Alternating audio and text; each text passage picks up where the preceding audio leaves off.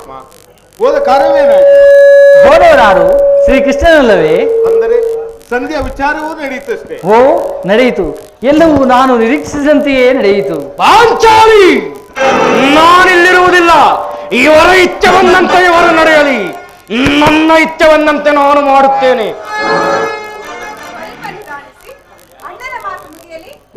ನಿಮ್ಮಣ್ಣನ ಮಾತು ಮುಗಿಯುವುದರಲ್ಲಿ ನನ್ನ ತಾಳ್ಮೆ ಮುಗಿದು ಹೋಗುವುದು.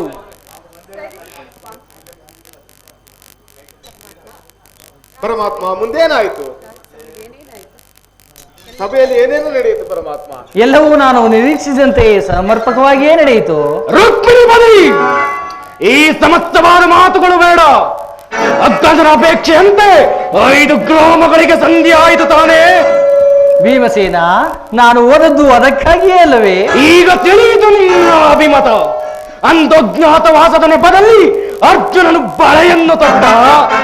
ಈಗ ಈ ಸಂಧಿಯ ನೆಪದಲ್ಲಿ ನಮ್ಮೆಲ್ಲರಿಗೂ ಸೀರೆಯನ್ನು ಉಡಿಸಲು ಓಡಿಸುತ್ತಿರುವೆಯಾ ಕೃಷ್ಣ? ಈ ಪಾಂಡುಪುತ್ರನ ಮೇಲೆ ನಿನಗೆ ಇಷ್ಟೊಂದು ಆಕ್ರೋಶ? ಭೀಮಸೇನ, ನಿನಗೇಕೆ ಇಷ್ಟೊಂದು ಅಸಹನೆ? ಸಮಾಧಾನದಿಂದ ಕೇಳಿದರೆ ಎಲ್ಲವನ್ನೂ ತಿಳಿಸುವೆನು.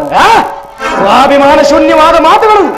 ಈ ಭೀಮನಿಗೆಲ್ಲಿಯ ಸಂಬಂಧವಿರುವುದಯ್ಯ, ಅತ್ಯಂತ ನಿಕಟವಾದ ಸಂಬಂಧವಿರುವುದು. ಮುಂದೇನಾಯ್ತು ದೇವ? ಧರ್ಮನಂದನ, ನಿಮ್ಮ ಸಂದೇಶವನ್ನು ಆ ಕೌರವರ ರಾಜ್ಯಸಭೆಯಲ್ಲಿ ತಿಳಿಸಿದೆನು.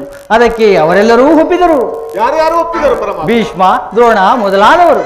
ಆ ದುರ್ಯೋಧನ ಆತನೂ ಸಹ. ಆಯ್ತು, ಸರ್ವನ್ನ ಕೃಷ್ಣ, ಈ ದುರ್ವಾರ್ತೆಯನ್ನು ತಿಳಿಸಬೇಕೆಂಬುದೇ ನಿನ್ನ ಇಚ್ಛೆ ಆಗಿತ್ತಲ್ಲವೇ? ಕೊನೆಗೂ ನಿನ್ನ ಕಾರ್ಯವನ್ನು ನೀನು ಸಾಧಿಸಿದೆಯಾ? ಸಾಧಿಸು, ಚೆನ್ನಾಗಿ ಸಾಧಿಸು. ಯಾಜ್ಞಸೇನಿ, ನಿರಾಶರಾಗಬೇಡ. ಈ ಭೀಮಸೇನನು ಬದುಕಿದ್ದರೆ ನಿನ್ನ ಸೇಡನ್ನು ಪೂರೈಸಲೇ ಬಿಡಲಾರ. ಭೀಮಸೇನ, ನೀನು ನಿಜವಾಗಿಯೂ ಇಡಂಬಾಪತಿಯೇ ಸರಿ. ನಿನಗೆ ಇಷ್ಟೊಂದು ಕೋಪವಿಲ್ಲದಿದ್ದರೆ ಆ ರಕ್ಕಸಿಯನ್ನು ಆಳುವುದು ಹೇಗೆ ತಾನೇ ಸಾಧ್ಯ? ಸಮಾಧಾನದಿಂದ ಕೇಳಿದರೆ ಎಲ್ಲವನ್ನೂ ತಿಳಿಸುವೆನು. ಕೃಷ್ಣ, ಮತ್ತೆ ಮತ್ತೆ ನನ್ನನ್ನು ಕೆರಳಿಸಬೇಡ. ಸಂಧೆ ವಿಚಾರ ನನಗೊಪ್ಪದು. ಹಾಗೇನು? ಹಾ ದುರ್ಯೋಧನನು ನಿನಗೊಪ್ಪು ಒಂದು ಸಂದೇಶವನ್ನು ಕಳುಹಿಸಿರುವನಲ್ಲ? ಏನು? ಆ ದುರ್ಯೋಧನನಿಂದ ನನಗೆ ಸಂದೇಶ? ಹಾಗಾದರೆ ಅದರ ಉದ್ದೇಶ ಸಂಧಿ ಆಗಿರಲಾರದು. ಬೇಗ ಏನ ಸಂದೇಶ?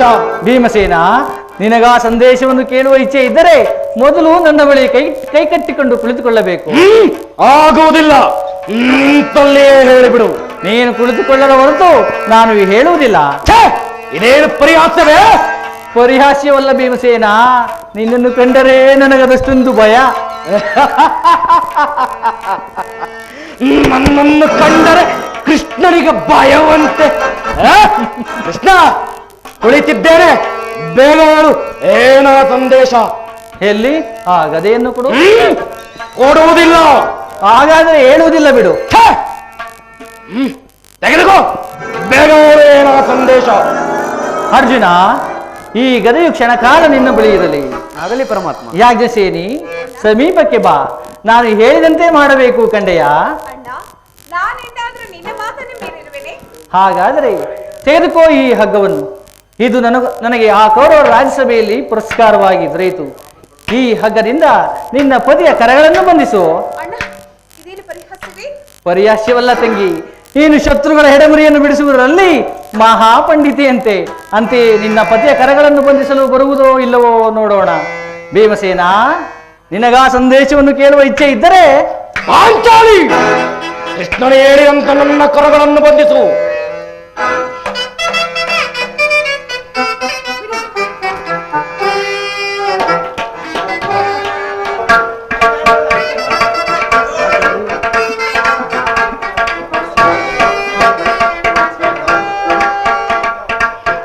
ಭೀಮಸೇನ, ಈಗ ನೀನು ನನ್ನ ಬಂದಿ.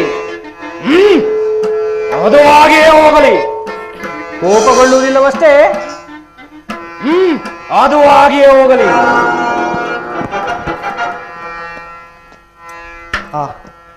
ಈಗ ಎಲ್ಲರೂ ಕೇಳಿರಿ. ಭೀಮನನ್ನು ಬಂಧಿಸಿರುವ ಹಗವು ಆ ಕೌರವರ ರಾಜ್ಯಸಭೆಯಲ್ಲಿ ನನ್ನ ಅಂಗಾಂಗವನ್ನೇ ಬಂಧಿಸಲು ಅಣುವಾಗಿತ್ತು. ಯಾರು ಪರಮಾತ್ಮ ಈ ಕಾರ್ಯವನ್ನು ಎಸಗಿದವರು ಯಾರು? ಈ ಕಾರ್ಯವನ್ನು ಮಾಡಿದವರಾರು ದೇವ? ಆ ನನ್ನ ಪರಮವೈರಿಯಾದ ಕರ್ಣನೋ, ದುಷ್ಟನಾದ ದುಶ್ಯಾಸನನೋ, ಅಥವಾ ಆ ದೃಢನಾದ ದುರ್ಯೋಧನನೋ? ಅವರನ್ನು ಈಗಲೇ ಈ ನನ್ನ ಪಾಶುಪದಾಸ್ತ್ರಕ್ಕೆ ಆಹುತಿಯಾಗಿ ಕೊಡುವೆನು.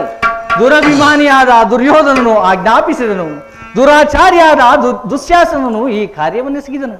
ಇಂತಹ ಕಾರ್ಯವು ಅವರಿಗಲ್ಲದೆ ಮತ್ತಿನ್ನಾರಿಂದ ಸಾಧ್ಯ? ಏನು ಹೇಳುತ್ತಿರುವೆ ಕೃಷ್ಣ? ಈ ಹಗ್ಗದಿಂದ ನಿನ್ನನ್ನು ಬಂಧಿಸಲೆತ್ನಿಸಿದರೆ ಆ ದುರಾತ್ಮರು, ಇದರಿಂದ ಕೌರವರ ಪಾಪವು ಶಿಖರವನ್ನು ಮುಟ್ಟಿತು. ನಮ್ಮ ಪ್ರಿಯ ಬಂಧುವಾದ ಕೃಷ್ಣನನ್ನು, ಪಾಂಡವರ ರಾಯಭಾರಿಯನ್ನು, ಯಾದವಾಗ್ರಹಣಿಯನ್ನು ಈ ರೀತಿಯಾಗಿ ಅಪಮಾನ ಪಡಿಸಿದನೇ ಆ ಕೌರವ. ಅಗ್ರಜ ಅರ್ಜುನ, ಭೀಮಾರ್ಜುನರೇ, ಅಷ್ಟು ಮಾತ್ರವೇ ಅಲ್ಲ, ನೀವು ರಾಜ್ಯವನ್ನು ಬಯಸುವುದಾದರೆ ಅದು ದೊರಕುವುದು ರಣರಂಗದಲ್ಲಿ, ವೀರ ರಥಿಕರ ಸ್ಪರ್ಶ ಸ್ಪಂದನದಲ್ಲಿ ಎಂದು ಕಡಾಖಂಡಿತವಾಗಿ ಹೇಳಿದನು. ಪರಮಾತ್ಮ, ಈ ಸಂದೇಶಕ್ಕೆ ಉಳಿದಿರುವುದು ಒಂದೇ ಉತ್ತರ, ಅದು ಯುದ್ಧ. ಆ ಯುದ್ಧದಲ್ಲಿ ನಮ್ಮನ್ನು ಕಾಪಾಡುವ ಭಾರ ತಮ್ಮದೇ ದೇವ. ಧರ್ಮನಂದನ, ದುಃಖಿಸಬೇಡ, ನಾನಿರುವೆನು. ಆಂಚಾಲಿ, ಎಲ್ಲಿರುವೆ? ಬಂದು ಬಿಚ್ಚು ಈ ನನ್ನ ಕರಗಳನ್ನು. ಅಗ್ಗಜ, ಬಿಚ್ಚು ಈ ನನ್ನ ಕರಗಳನ್ನು. ಅರ್ಜುನ, ನೀನಾದರೂ ಬಿಚ್ಚು ಈ ನನ್ನ ಕರಗಳನ್ನ. ಯಾರು ಬಿಚ್ಚುವುದಿಲ್ಲವೇ? ನಾನೇ ಬಿಚ್ಚಿಕೊಳ್ಳುತ್ತೇನೆ. ಎಲ್ಲಿ ಎಲ್ಲಿ ನಿನ್ನಗರೆ? ಭರತ ದೇಶದ ವೀರರುಗಳೇ, ಈಗ ಕೇಳಿ ನನ್ನ ಪ್ರತಿಜ್ಞೆಯನ್ನ.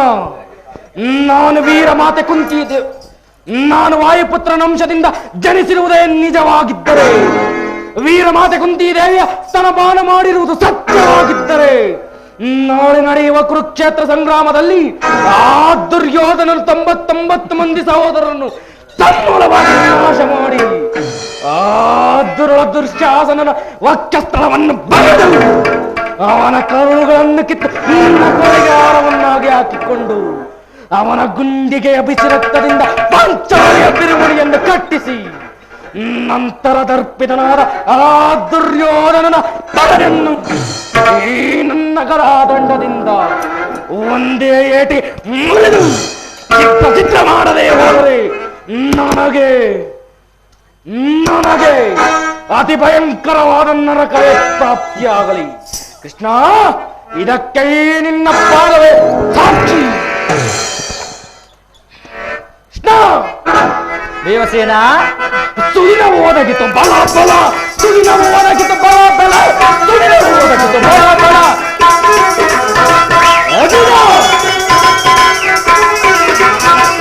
ಸುದಿನ ಓದಗಿತ್ತು ಬಲ ಬಲ, ಸುದಿನ ಓದಗಿತ್ತು ಬಲ ಬಲ, ಸುದಿನ ಓದಗಿತ್ತು ಬಲ ಬಲ. ಕೆಡಕು ಕೌರವನ ಎಡಿಗೆ ಸಿಕ್ಕಿತು ಹೊರತು ಶಾಸನ ನಡವಂಬಗೆದು. ಕೆಡಕು ಕೌರವನ ಎಡಿಗೆ ಸಿಕ್ಕಿತು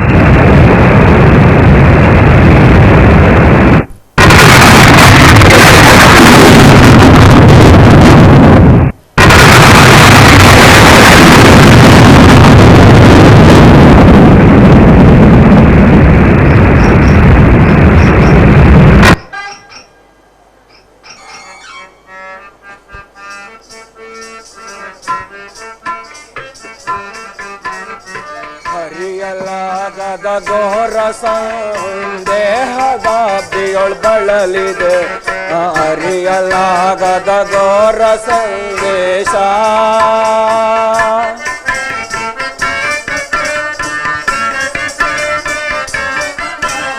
ಮನದಿ ಮೂಡಿದ ಅಂಧಕಾರವ ತೊಲಗಿಸಿಂದು ಭಾಸ್ಕರ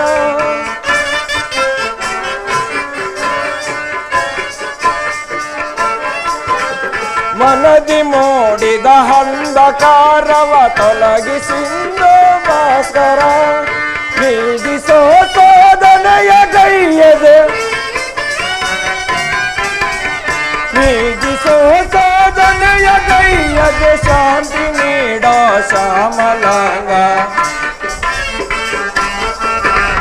ಶಾಂತಿ ನೀಡೋ ಶ್ಯಾಮಲಾಂಗ ಹರಿಯಲಾಗದ ಘೋರ ಸಂದೇಶ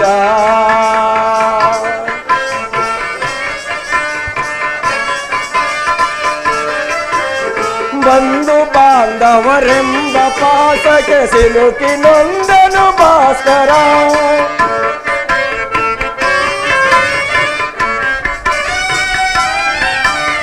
ಬಂಧು ಬಾಂಧವರೆಂಬ ಪಾಸಕ್ಕೆ ಸಿಲುಕಿ ನೊಂದನು ಭಾಸ್ಕರ ನೀಗಿಸೋ ಸಾಧನೆಯ ಗೈಯದೆ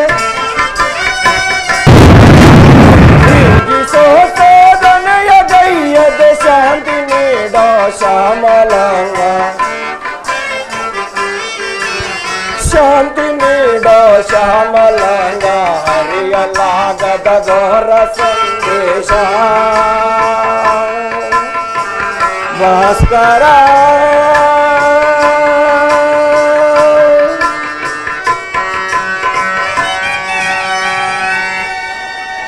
ಭಾಸ್ಕರ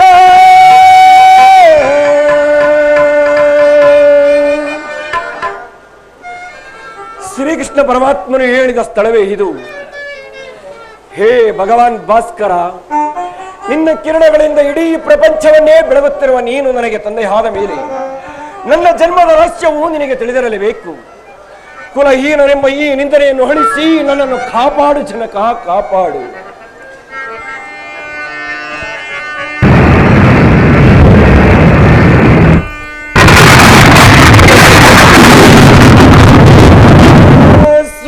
ತುಮಾರೂಢಂ ಪ್ರಚಂಡ ಕಾಶ್ಯಪಾತ್ಮಜಂ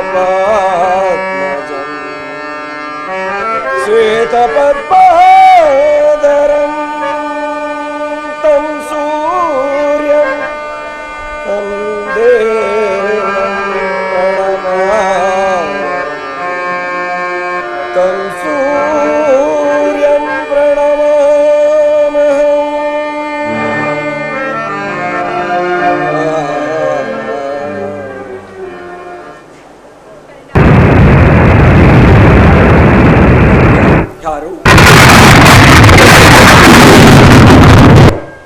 ಯಾರು ನನ್ನನ್ನು ಕರುಣಾಯಿಂದ ಕೂಗಿದವರು? ಯಾರು ತಾಯಿ ನೀನು? ನೀನೋರ್ವಳೆ ಗಂಗಾ ನದಿ ದಡದಲ್ಲಿ ಬಂದು ಏಕಾಂತದಲ್ಲಿದ್ದ ನನ್ನನ್ನು ಭಂಗಪಡಿಸಿದ್ದೇಕೆ ತಾಯಿ? ನೀನು ಪೂಜಿಸುತ್ತಿರುವ ಸರ್ವಸಾಕ್ಷಿಯೇ ಆ ಸೂರ್ಯದೇವನ ಜಲಾಂತ ಪ್ರಭೆಯು ಮೊದಲು ತೋರಿಸಿದ ಆ ಸ್ತ್ರೀ ನಾನು. ಈ ನಿರ್ಭಾಗ್ಯಳಾದ ನನ್ನನ್ನು ಕುಂತಿ ಎಂದು ಕರೆಯುವರು. ಏನು? ನನ್ನ ಪರಮಶತ್ರುವಾದ ಅರ್ಜುನನ ತಾಯಿ ಕುಂತಿದೇವಿ. ಅಮ್ಮ, ನಮಸ್ಕರಿಸುವೆನು ತಾಯಿ. ಅಮ್ಮ,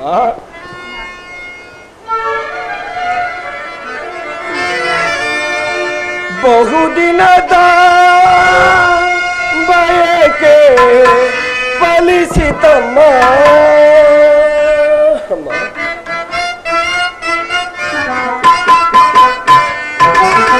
ಬಹುದಿನದ ಬಯಕೆ ಫಲಿಸಿತಮ್ಮ.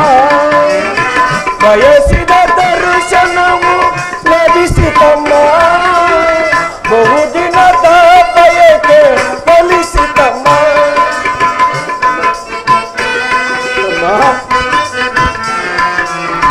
ಕರುಣೆಯ ತೋರದೆ ವರನ ಪಡೆದೆ.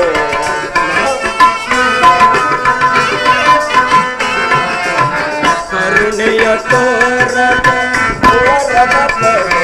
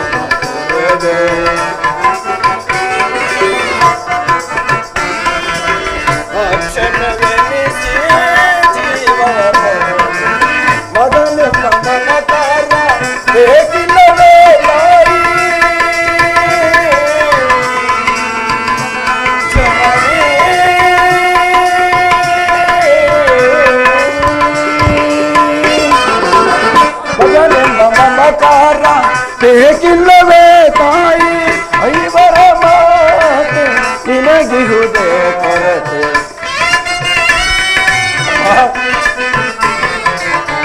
ಐವರ ಮಾತೆ ನಿನಗಿಹುದೇ ಕೊರತೆ. ಬಹುದಿನದ ಬಯಕೆ ಫಲಿಸಿತಮ್ಮ, ಬಯಸಿದ ದರ್ಶನವು ಲಭಿಸಿತಮ್ಮ. ಬಹುದಿನದ ಬಯಕೆ ಫಲಿಸಿತಮ್ಮ, ಫಲಿಸಿತಮ್ಮ, ಫಲಿಸಿತಮ್ಮ.